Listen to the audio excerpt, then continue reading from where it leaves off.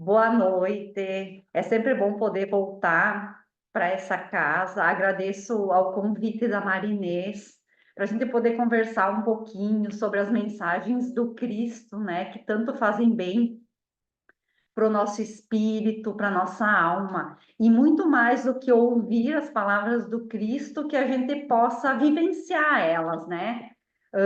Então eu quero começar com uma mensagem que é desse livrinho aqui, ó, Gotas de Esperança, e que diz assim: ninguém tem mais sorte do que você. Você tem tanta sorte como qualquer outro. Não inveje a sorte dele. Ter sorte não é ganhar na loteria ou ser feliz nos negócios. Nem tudo corre bem para os que recebem dinheiro fácil. Podem ser vítimas das facilidades. A sua sorte está dentro de você. Construa um paraíso de alegria e de paz. Basta você querer o bem para todos, ser otimista, ter fé em Deus e em si mesmo. Compreender que Deus não tem preferências é uma forma de se sentir seguro. Então, com essa mensagem, né, eu gostaria de que a gente pudesse nessa noite fazer uma reflexão um pouquinho sobre os abrigos de Deus. E quando a gente fala sobre abrigos, a gente está dizendo assim dos cuidados que Deus tem por nós, desse acolhimento, dessa preocupação que esse Pai, que é todo amor, tem por nós. Então a gente vai refletir um pouquinho sobre os abrigos de Deus.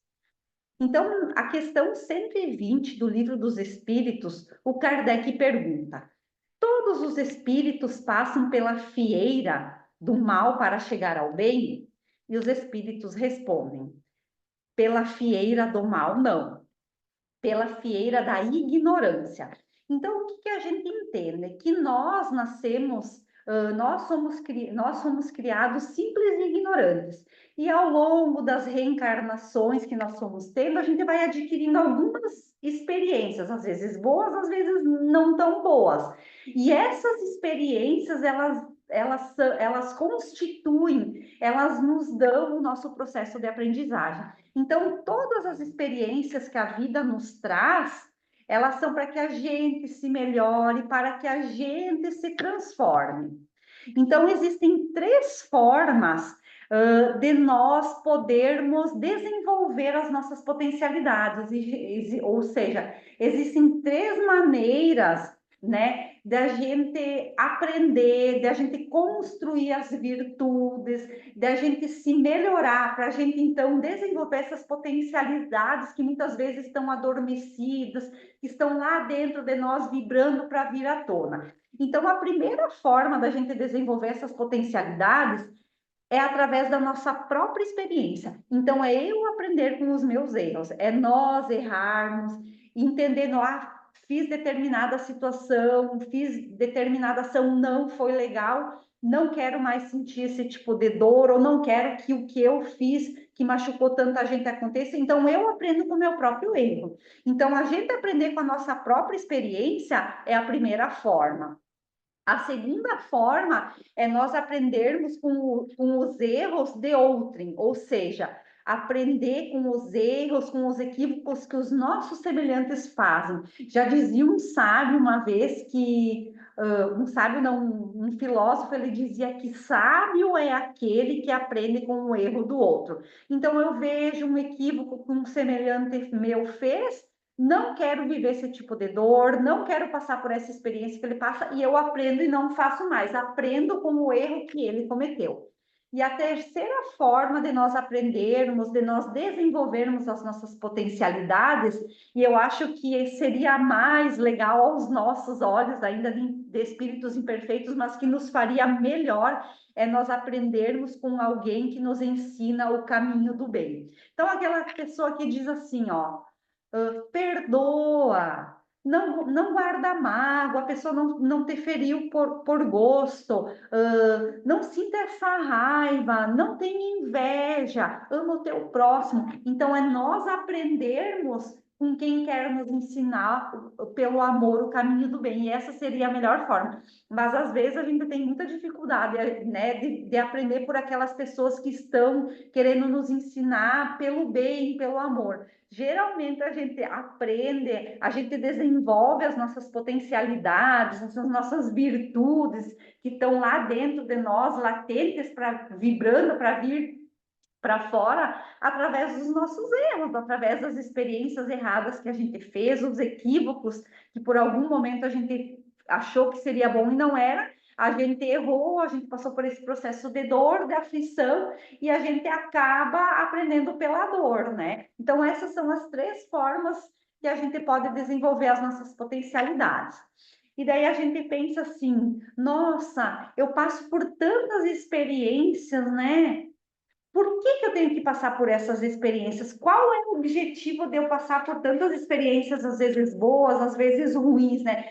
Qual é o nosso destino, né? Essas experiências, elas vão me levar aonde, né? Então, a literatura espírita, ela é unânime, ela nos relata que o nosso destino final é a felicidade.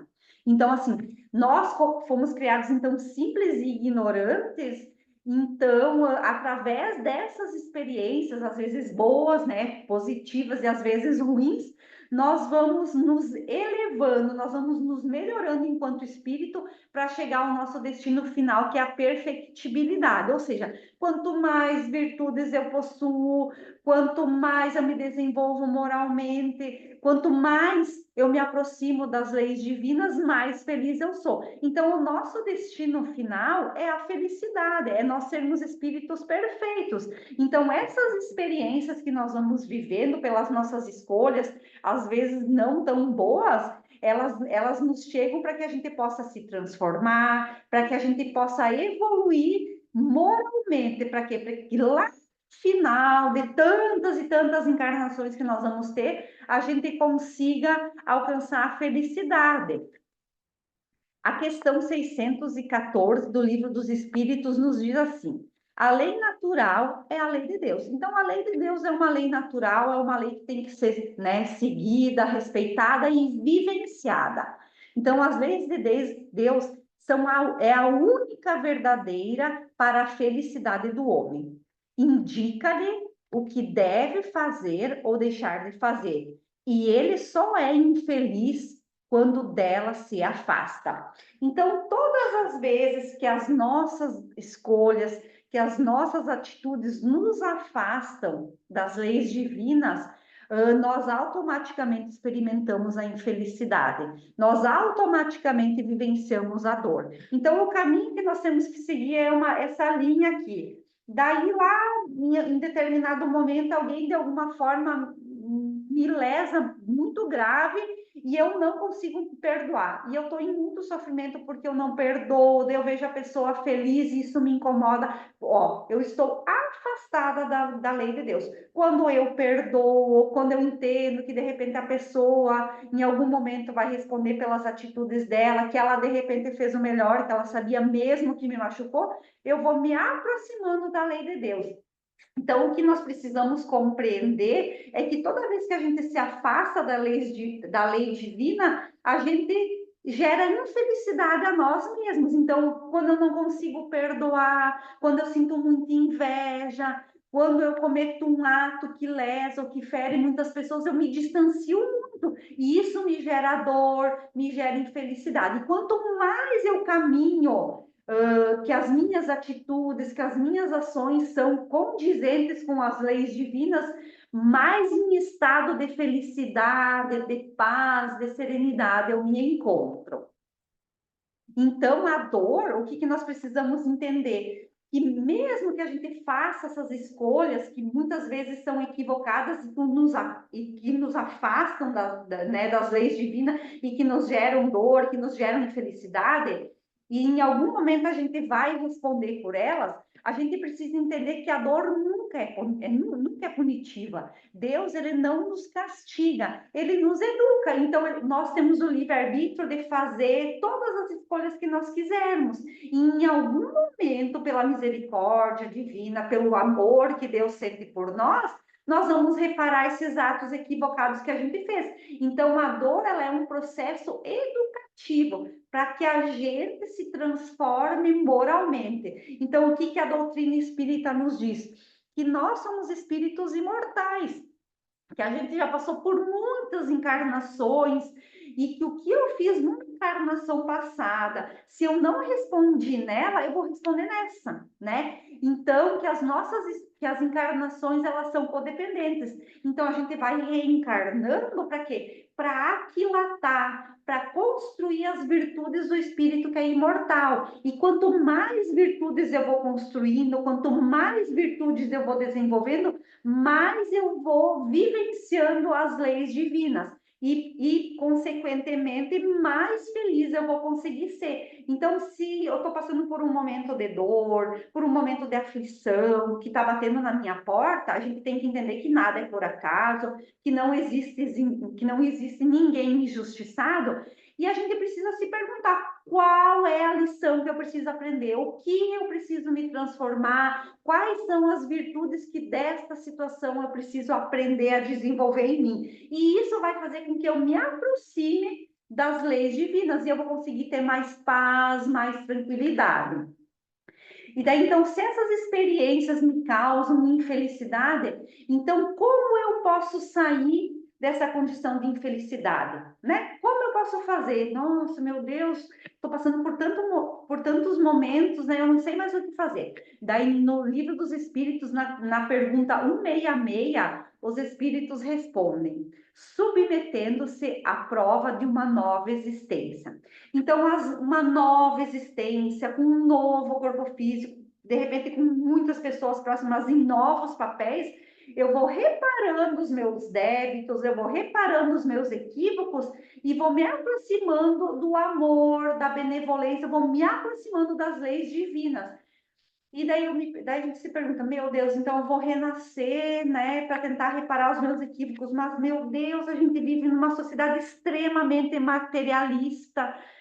Nossa, as chances de eu falhar, elas são enormes. O que que eu posso fazer? Aí, eles respondem assim, ó, para que as nossas dores sejam tratadas nas múltiplas faces, é que Deus permite às nossas almas que nós nos abriguemos em alguns lugares. Que esses abrigos ofereçam às nossas almas a certeza da proteção divina.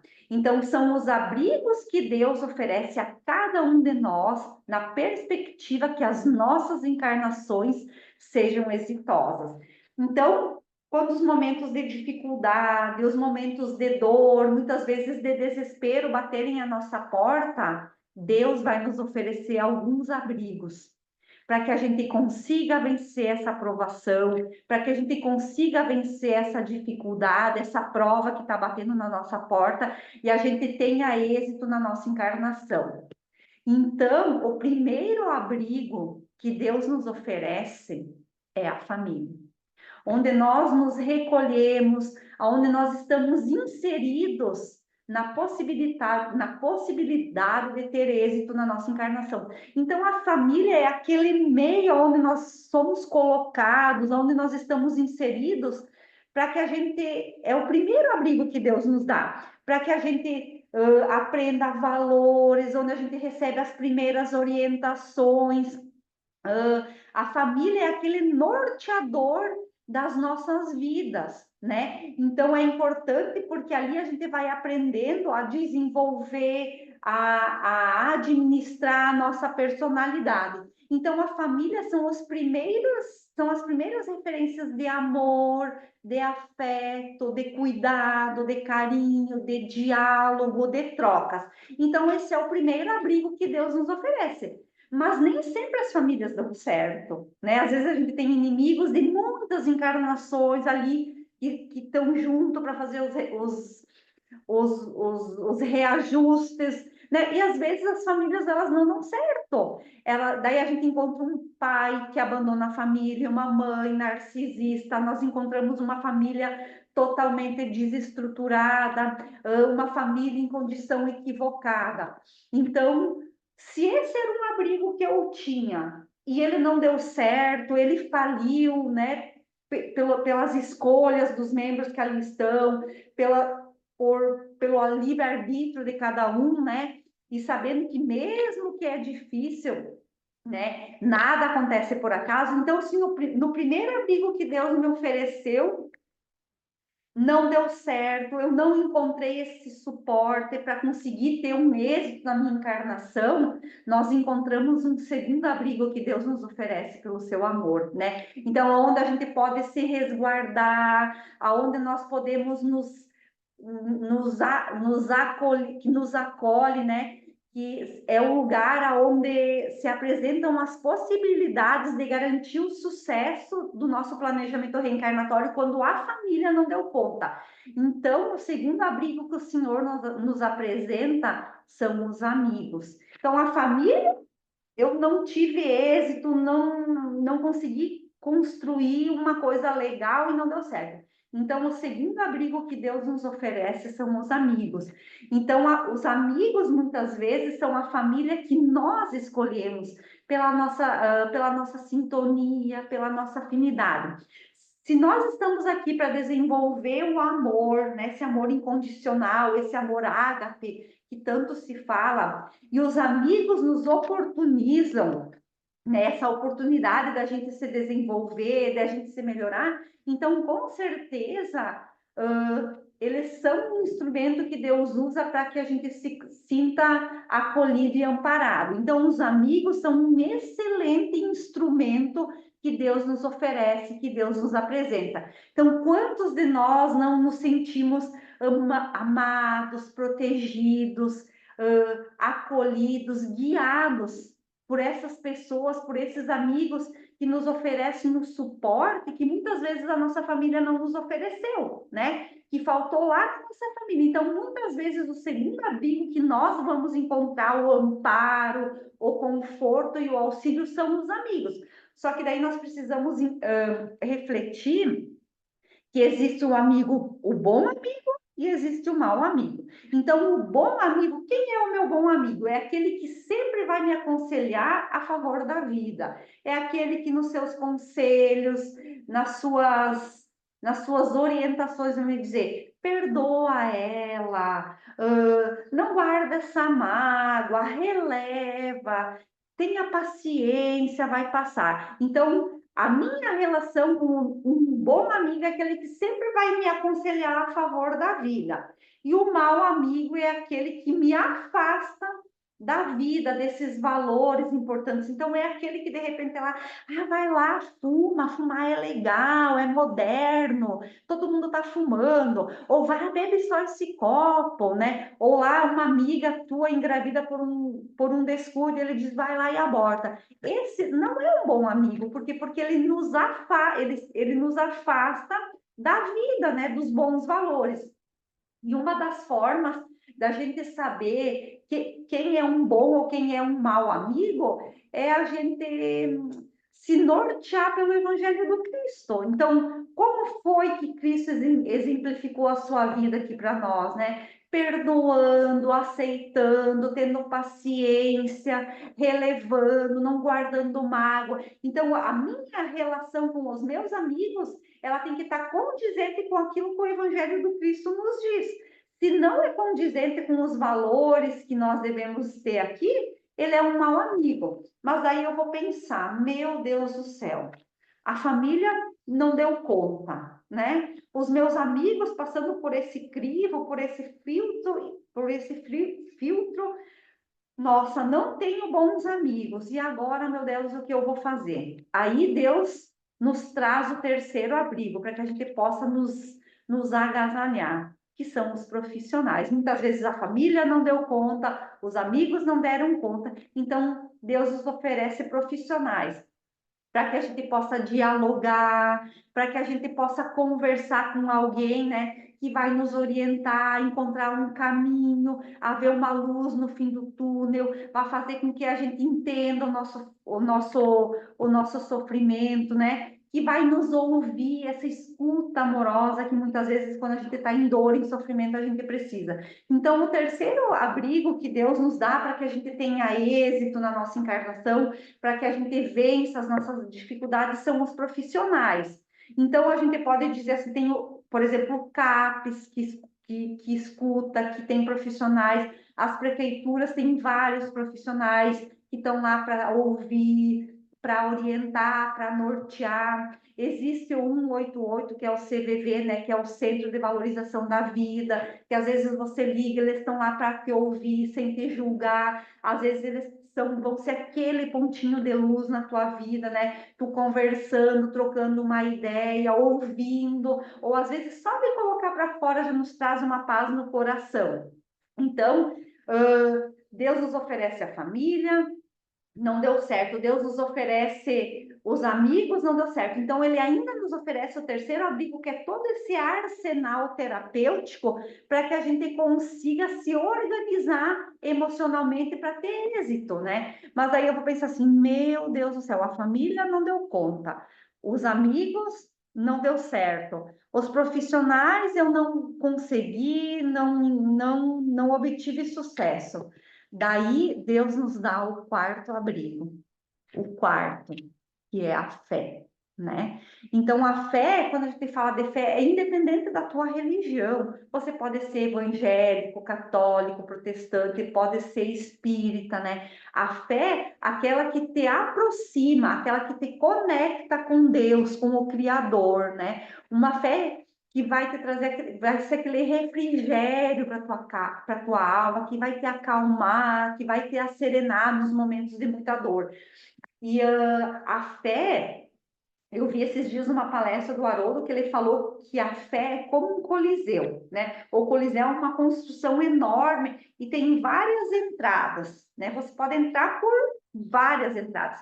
Todo mundo entra lá dentro. Quando está todo mundo lá no meio e todo mundo olha para cima, todo mundo enxerga o mesmo céu. E a fé é exatamente assim. Não importa qual é a religião que eu vou entrar. Quando todo mundo, se eu sou católico, se eu vou, cada um vai entrar por uma porta, mas quando todos entrarmos lá dentro, estivermos no meio e olharmos para cima, todo mundo vai ver o mesmo Deus. Então a fé tem que ter proporcionar esse abrigo das dores do mundo, tem que ter proporcionar um consolo, uma tranquilidade nos momentos de muita dificuldade. Daí, assim, às vezes a gente conversa ou a gente sabe de algumas histórias de pessoas que têm vidas dificílimas, estão passando por momentos muito conturbados, de muita dor. E daí, quando tu conversa com elas, elas exalam tranquilidade, elas transmitem uma resiliência, uma tranquilidade. Por quê? Porque elas têm fé, elas são asserenadas, por quê? Porque elas confiam no Senhor, elas confiam nesse Cristo, que se elas estão passando por essa situação, a fé delas está sustentando, então que a nossa fé seja assim, por quê? Porque nós somos espíritos imortais, e muitas vezes a dor vem para que a gente repare os nossos equívocos do passado, mas tudo com o intuito da gente se transformar, da gente evoluir moralmente. Por isso que a doutrina espírita nos esclarece da imortalidade da alma, que a vida continua, que a vida ela não acaba com a morte do corpo físico, que na verdade a nossa verdadeira vida, a nossa verdadeira casa não é aqui, é lá no mundo espiritual, que a gente só reencarna aqui para construir, para desenvolver as virtudes que nos faltam e nos deixam infelizes lá no mundo espiritual. Então, a importância da gente saber da imortalidade da alma, ela vai nos dar alguns confortos, vai nos trazer alguns objetivos. Então, o primeiro deles é que a gente sabe da imortalidade da alma para quê? Para que a vida material não nos apaixone demais. Né? Que a gente não viva só para os prazeres do corpo, só para ter muito dinheiro, para ter muita beleza, para ter muito poder. Para que se eu entendo que existe, que o espírito é imortal e que a vida não acaba com a morte do corpo, o que eu vou entender? Eu vou buscar o alimento do meu espírito. Então, um dos objetivos da gente entender da imortalidade da alma é a gente não se apaixonar demasiadamente pelas coisas terrenas e esquecer o material. O espiritual. Então, quando eu entendo da imortalidade, eu vou fortalecer, eu vou alimentar o meu espírito. Um segundo objetivo para nós entendermos da imortalidade da alma é para que a gente não enlouqueça de dor quando os nossos entes queridos partem antes de nós. E isso às vezes nos enlouquece, perder um filho, um familiar muito próximo, né? Então, quando a gente entende da imortalidade da alma, que não acaba, né? Que a vida não acaba, que o nosso ente querido está no plano superior e que em algum momento o encontro vai acontecer, né? Isso não que a gente vai continuar triste, mas vai nos livrar do desespero, entendendo que o nosso ente querido está bem do lado de lá. E o terceiro, então, é para que a gente soubesse que existe uma vida espiritual e não só a material, que existem pessoas que nos amam, que nos cuidam do lado de lá. E esse é o quinto abrigo que Deus nos oferece, né? Que são os nossos mentores, os nossos anjos da guarda, os nossos espíritos superiores. Então, os mentores são espíritos que nos acompanham o tempo todo. Eles, durante o nosso sono, nos orientam, eles nos intuem para que a gente não se perca, para que a gente tenha êxito na nossa encarnação. Eles torcem às vezes e eles acreditam muito mais em nós do que nós mesmos. Eles não nos abandonam jamais. Então, os mentores é como se fosse eles agem na nossa vida, os mentores, como um GPS. Por exemplo, o GPS, tu coloca lá uma rota final que tu quer chegar. Tu se perde, tu vai aqui, tu vai para lá, ele sempre recalcula e reprograma a tua rota. Aí tu se desvia da rota, ele reprograma, recalcula e tu volta até chegar ao teu destino final. E os nossos mentores fazem exatamente isso conosco.